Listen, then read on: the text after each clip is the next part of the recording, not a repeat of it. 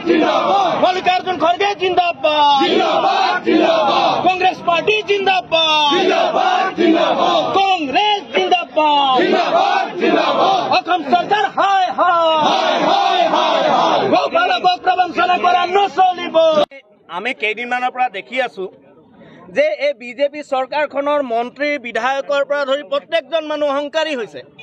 প্ৰথমে তেওঁলোকে সাংবাদিকক অপমান কৰে, তেওঁলোকে সাংবাদিকক অপমান কৰিবলৈ কোনো কুণ্ঠাবোধ নকৰে। তাৰ পিছত আপোনালোকে দেখিবলৈ পাব যে যিজন ৰজাকে ৰাজসাহায্য লগাইছে তাতকে দুৰ্ভাগ্যজনক কথা একো হ'ব নোৱাৰে। আজি তেখেতসকলে মন্ত্ৰীৰ পত্নীৰ নামত ৰাজসাহায্য আৰু যি ধৰণে তেওঁলোকে গীৰ গাই প্ৰত্যেকজন মন্ত্ৰী বিধায়কে নিজৰ অঙহী বঙহীয়ে ভাগ কৰি লৈছে, ইয়াক সহ্য কৰা নহ'ব। এইকাৰণে সহ্য কৰা নহ'ব এই বিজেপি চৰকাৰখনৰ দিনত জিৰ' টলাৰেঞ্চৰ কথা গৈ তেওঁলোকে শাসনত বহিছিলে। শাসনত বহাৰ পিছত যেতিয়া গাদী দখল কৰিলে এইখিনি কথা তেওঁলোকে পাহৰি অহংকাৰত মত্ত হৈ তেখেতসকলে সাংবাদিকক অপমান কৰে। তেখেতসকলে ৰাজ্যৰ মহিলাসকলক 1250 টকা 10,000 টকা দি তেওঁলোকে লাখপতি বাইদেউ বনোৱাৰ কথা কয়, কিন্তু তেওঁলোকে প্ৰকৃতাৰ্থত তেওঁলোকৰ পত্নীক লাখপতি বনাইছে, তেখেতসকলৰ বিজেপি কৰ্মীক লাখপতি বনাইছে। তেখেতসকলে কি কৰিছে? তেওঁলোকৰ অঙহী বনহীত লাখপতি বনাইছে। এই মূল্যবৃদ্ধিৰ দিনত ৰাইজক যি ধৰণে তেওঁলোকে পানীত হাঁচ নচৰা অৱস্থা কৰি পেলালে আৰু নিজৰ যি মাটি সম্পত্তি যি গঢ়াৰ যি চেষ্টা কৰিছে তাক তীব্ৰ ভাষাৰে গৰিহণা দিছোঁ। আজি আপোনালোকে চাওক, আমাৰ নেতা গৌৰৱ গগৈ ডাঙৰীয়াক তেখেতসকলে বিভিন্ন ধৰণে অপমান কৰা আমি দেখিছোঁ।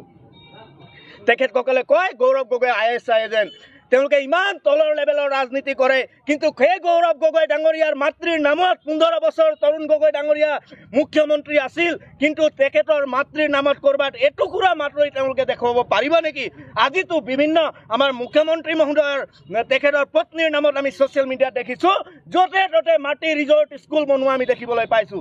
কিন্তু মাননীয় ডলি গগৈৰ নামত, মাননীয় আমাৰ হেমপ্ৰভা শইকীয়া ডাঙৰীয়াৰ নামত কিন্তু ক'তো এডোখৰ মাটি ৰিজৰ্ট দেখিবলৈ পোৱা নগ'ল।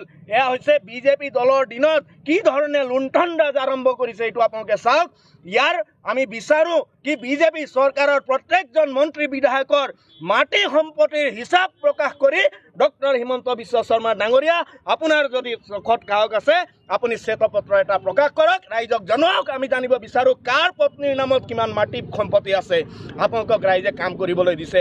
আৰু জয়ন্ত মল্ল ডাঙৰীয়া, হিমন্ত বিশ্ব শৰ্মা ডাঙৰীয়াৰ আমি পদত্যাগ দাবী কৰিছোঁ। তেখেতসকলে পদত্যাগ কৰক, কাৰণ তেওঁলোকে নিজৰ যি ৰাইজে দিয়া দায়িত্ব সেই দায়িত্ব পালন কৰা তেখেতসকল ব্যৰ্থ হৈছে। যিটো গাই আজি আনিছিলে, মানে কি গাই যিটো আনিছিলে 300, তাৰে 90টা গৰু আমাৰ ৰঙিয়াৰ পৰা হেৰাইছিলে। ৰঙিয়াৰ পৰা বিভিন্ন বিধায়কে মন্ত্ৰীয়ে বিভিন্ন অংগী ভংগী বস্তু ভাগ কৰি ল'লে। এতিয়া কথা প্ৰসংগত বস্তু ওলাইছে, আজি যুগ ধৰি যিবিলাক গৌপালকে আজি সমবায় সমিতি কৰি দুগ্ধ উন্নয়ন মানে সমবায় সমিতি কৰি আজি গাই পালন কৰিছে, গৌপালক কৰিছে, কিন্তু গৌপালকৰ নামত কোনো ধৰণৰ আজি আঁচনি নাই, কোনো ধৰণৰ ছাবচিডি নাই।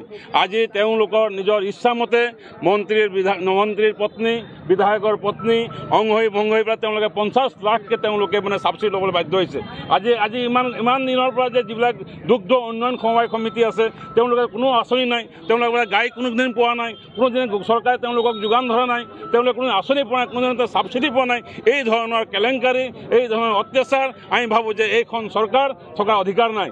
আজি জয়ন্ত মল্ল বৰুৱাই যি ধৰণে তেওঁ আজি কথাবিলাক আজি সাংবাদিকজনে অপমান কৰিছে, যি ধৰণৰ কথা খুজিলে তেওঁ অপমান যেনে কথা সুধিব নোৱাৰে, যি অপমান কৰিছে আজি জয়ন্ত মল্ল ডাঙৰীয়াই আজি পদত্যাগ কৰিব লাগে। আজি ৰাইজৰ জৰ্জৰিত অৱস্থা, আজি ৰাইজক দিছে 1200 টকা, 1250 টকা, আজি মহিলাসকলক দিছে 10,000 টকা, আজি লাখ টকা বাইদেউ বুলি কয় আজি চৰকাৰৰ পত্নী, আজি চৰকাৰৰ আজি বিধায়কৰ পত্নী, আজি মন্ত্ৰীৰ পত্নীয়ে 50 লাখকে টকা ল'বলৈ সক্ষম হৈছে। গতিকে এইকাৰণে আজি বিশ্বনাথ জিলা কংগ্ৰেছে আমি আজি প্ৰতিবাদ কৰিছোঁ। আৰু এইখন চৰকাৰ আজি শাসনত থকাৰ মানে তেওঁলোকৰ অধিকাৰ নাই, আজি অধিকাৰ পদত্যাগ কৰিব লাগে। আজি তেওঁলোকে উল্টা পুল্টা কথা কয়, আজি বিভিন্ন সময়ত তেওঁলোকে আজি কথাবিলাক ভালকৈ উত্তৰ দিব নোৱাৰে, বিভিন্ন কথা। সেইদিনা গৰুখুটিৰ যিজন মুৰব্বী যি চতিয়াৰ বিধায়ক পদ্মা হাজৰিকাই বিভিন্ন ধৰণৰ কথা কয়, আজি জয়ন্ত মল্লই বিভিন্ন কথা মিল নাই, কোনো কথা মিল নাই। তেওঁলোকে গৰু ক'ত গৈছিলে, কোনে কোনে ভগাই নিছিলে।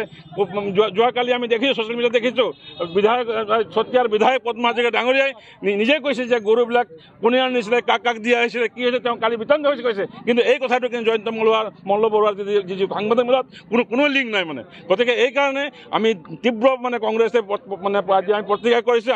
আমি তেওঁলোকক আমি কৈছোঁ শাসনৰ গাদীবাৰ এৰিব লাগে আৰু ৰাইজক ঠগন দি পেলাই আজি শাসন চলাইছে এইটো বন্ধ কৰিব লাগে। আৰু বন্ধ কৰোঁ তাকে আমি আজি প্ৰতিবাদ এই ৰাজ্যৰ প্ৰতিবাদ আমি কৰি যাম। আৰু এই ধৰণে যে আজি সাংবাদিক যি প্ৰতিবাদ, সাংবাদিক যি ধৰণে তেওঁলোকে মানে কিবা কথা খুজিলে যি ধৰণে কথা কয়, গতিকে এই ধৰণৰ কথাবিলাক তেওঁলোকে বন্ধ কৰিব লাগে।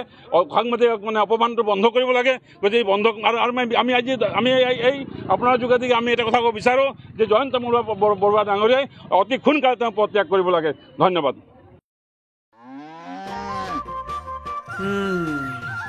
মোৰ লখিমী কেইজনীয়ে ইমান বেছিকৈ গাখীৰ দিয়ে, মনটো একেবাৰে ভাল লাগি যায়। বিয়মৰ দানা খোৱাৰ পৰা মই বেছিকৈ লাভৱান হৈছোঁ। আপোনালোকেও বিয়মৰ দানা খুৱাওক আৰু এইটো বেছিকৈ লাভ কৰক।